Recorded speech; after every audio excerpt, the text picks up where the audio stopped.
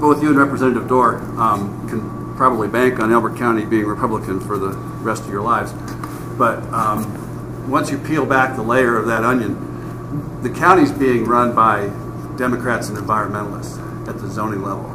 And I guess I'd just like both of you to think about how you could bring some conservative Republican energy to counteract that impetus, because it's very powerful, it's very motivated, they show up at all the meetings, they own all the committees, and they're the effective governance at the county level around here. So I don't know what you can, the two of you can do with your various offices to offset that, but we need help to offset that. Okay. Well, I'll make sure that I talk to Tim and visit with him about that. Yeah, and one of the challenges is, I'm a big believer in local government, so I don't want a state official coming in and telling the local government what to do. I give the local government authority to do what they think is best for the locality. I know Cory at the federal level doesn't like necessarily telling the state what to do. The state can do it. Working together is fine. I think as far as changing that environment, and changing that culture, is doing what you see here, and you're getting more people to come to it. It's talking to that next generation of younger conservatives and getting them engaged in the system, because ultimately those are the people who are going to run for the offices and come in, and just it's living by action to an extent. You know, we believe in this conservative principle. We believe in living in government. We believe in giving the next generation the best opportunity possible that they can do on their own without us having to make government put them in a position where it gets done, and preaching that in a way that it goes just beyond the little town hall, and beyond the breakfast that we have once a month. It actually, how do we get it so that we're bringing it into the schools, we're bringing it into the, because I look from a lens that looks a lot more long-term, and the long-term to me is a lot blurrier than even the short-term is.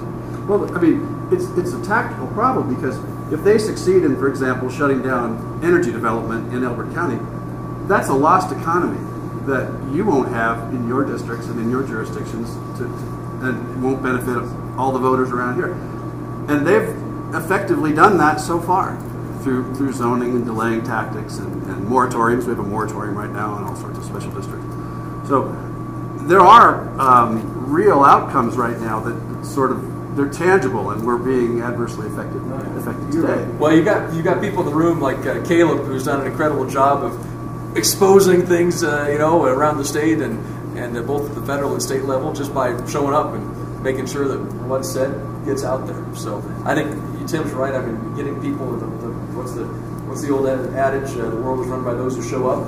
I think we got to figure out how to get people involved and get people showing up, and then talking about what's been talked about, because that's what you're doing too. So that's important. That's very important. And you got a question, because I know we're relates to energy again. Yeah. Considering the rising situation in the Middle East and the North Korean things, considering the silliness of the solar and wind power issue, do you foresee our president approving the Keystone Pipeline? I actually do think that he's going to approve the Keystone Pipeline. I think it's going to come at a very high cost for all of us, and here's the cost. There will be an incredible greenhouse gas regulation that comes out of the EPA. That is exactly what the people who've been promoting cap and trade want, and that's going to be the trade-off. He's going to give. Thanks, Tim. Thanks. Off the soccer, guys. Oh no, thanks for coming, buddy. So he's going to give us the Keystone Pipeline. Herald that as a signature that he's for all the above. But his greenhouse gas rule will be so stringent that most likely we will never see a coal plant built in our life again because of it. We'll see $1 billion, probably the most costly regulation on business that we've ever seen. And that's what he'll give because he approved the Keystone. So yes, basically you're saying that the current EPA administrator is worse than Lisa Jackson was. Well, she hasn't been confirmed yet. I think they had the hearing yesterday or the day before, Gina McCarthy. Let me just give you an example of the hearing that I had with Gina McCarthy. We were at it was on farm dust. Do you remember when they were starting to talk about the EPA regulating farm dust? Farm dust, yeah. So we introduced a bill.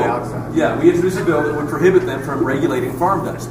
So when we had her testify before the committee, Gina McCarthy, the assistant administrator, was saying, no, we don't regulate farm dust. We've never intended to regulate farm dust. We have no intention to regulate farm dust.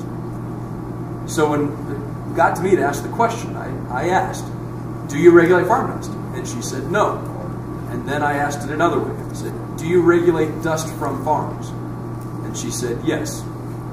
Now, I don't know about you, but I don't know the difference between farm dust and dust from farms.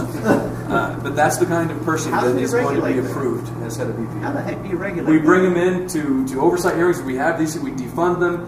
We pass and repeal. We repeal regulations. I think one of the best things that we can do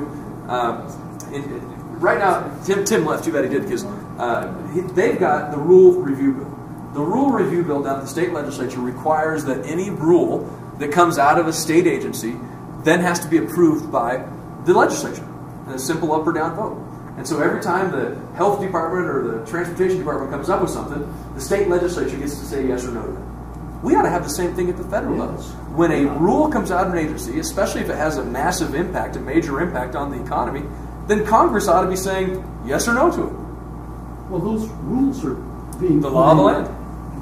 But they're put in by people who we don't need That's to right. vote for. They're put in by bureaucrats that I've also been. Well, you're getting me fired up now. I got another hour. Unfortunately, I'm gonna have to get on the road. But I do want to thank you for being here. I want to thank you for participating this morning.